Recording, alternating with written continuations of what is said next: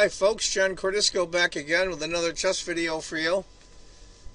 This is a game that the Backyard Professor put on his chess channel. Great guy, Backyard Professor. Got a lot of enthusiasm. I like him a lot. In fact, he's the reason why I started doing chess videos. This is the same game between Bobby Fischer and Victor Korchnoi from the 1962 Candidates Tournament. You can see the Backyard Professor's version of it if you go to his channel and punch in Pirc Defense Chess Openings number 4. I'll put it in the description as well. Anyway, let's get to it. Fischer's white, Victor Korchnoi is black. It's a Pirc, of course. And the Backyard Professor showed this game as he showed a few Pirc openings and black was losing. This is a famous game between, arguably, Victor Korchnoi is probably the strongest player to ever live that's never been a world champion. And of course, we all know Fischer made it. F4 is the Austrian attack. You're going for it. That's Fischer. Knight F3, castles, bishop E2, C5 going right after white center immediately, challenging the D4 pawn. D takes. Got my Fritz 13 computer off screen. You got to remember, this is 62, long before computers. And queen to A5 is the computer move.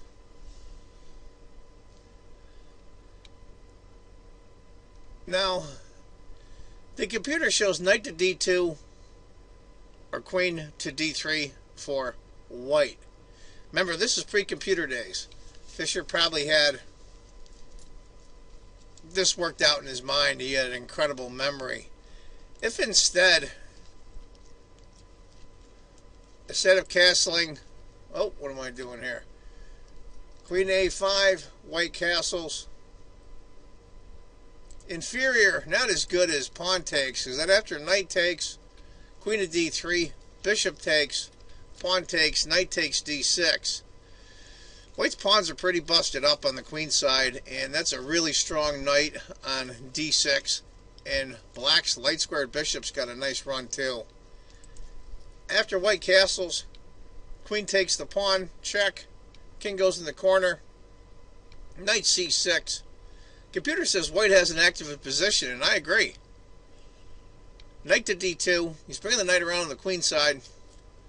A5. Try to get some space on the queen side and stops Fischer's advance there. A4, another excellent move. Oddly enough, the computer called for knight to B3.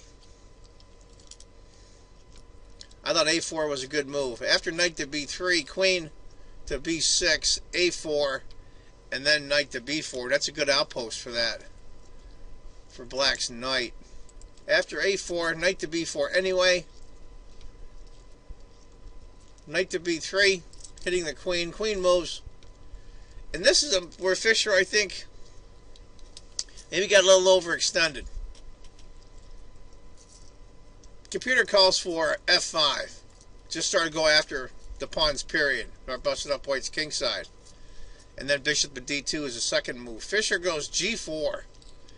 Now that jump from basically a small advantage for black to an over 2-point advantage for white immediately. Very unlike Fischer, even in 62. Bishop takes, knight takes. Pretty exposed white king. I don't know what Fischer was thinking. Maybe he saw something that sometimes, as Carl Nakamura says, you get hallucinations on what the combination was. After queen takes, knight to B5, knight takes the rook, knight takes, queen C6, F5. Now white's got 2 knights for a rook and 2 pawns, and it's almost a 2.5-point advantage for black. Bobby saw the opening. I know Victor at that time was, of course, a lot younger, and he saw if maybe just went after him. Queen to C4, queen to F3. It looks like white's on the attack, but it's really black that's got the advantage. Queen takes the pawn, knight to C7, Queen takes the knight.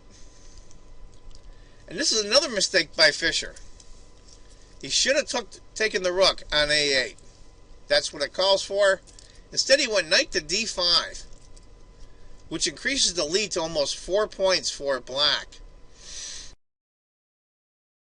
Very, very unlike Fischer. If he had taken the knight on a8 instead after rook takes e5, black's up 3 pawns, but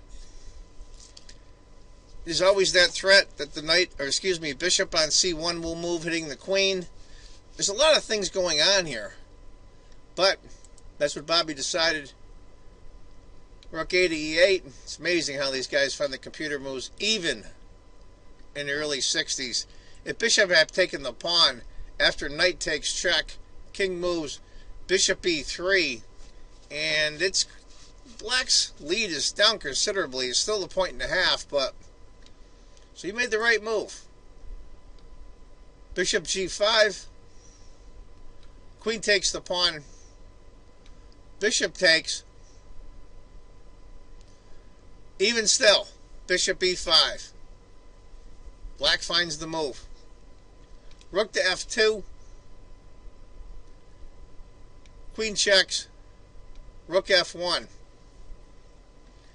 If king had gone to g2 instead, a4, here comes that pawn, h4, g takes, bishop takes, and rook takes.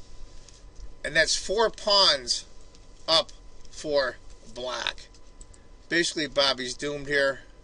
You don't see a Fischer game where he gets beat this badly, even in the early 60s. Queen h6. Perfect. Now the queen's on attack and defense both. h3. G takes. Bishop takes. Rook takes. Knight d7 check. E takes doesn't get much because after king to h8, rook g1, rook c8, and white's doomed. He's doomed anyway. But after king to h8, knight takes f6, hitting the queen, queen to e6, rook to g1. It's cute, the computer says knight to e3 doesn't get the cat out of the tree. I have no idea what the hell that means. Rook to c8 in that scenario, and then rook to g1, queen to a2, and white's doomed again. After a4, rook to g4. If he had got h4 instead, b5, queen e3, queen b3, it's still bad for white. After rook g4, queen goes to b3 anyway. He wants to trade queens. Queen f1, a3, rook to g3. Now the Backyard Professor didn't have this in his game, but I got it off the database and chess base. Queen takes the rook. And this is where Fischer resigned. What would have happened after queen takes the rook? Knight takes a2. And of course, can't stop the pawn. Bishop's guarding the queening square. Game's over. Anyway, this is something you'll very rarely see. Fischer get manhandled this badly. Anyway, folks, that's the computer analyzed version of the Backyard Professor's Pirc Defense Chess Openings number 4. I hope you enjoyed it. I hope Kerry, the Backyard Professor, enjoys it. And please watch his channel. He's a great guy. He loves chess like us. We're just average players and we love the game. Anyway, folks, I want you all to remember, if you think chess is just a game, you're not playing it right. Take care, folks. Bye-bye.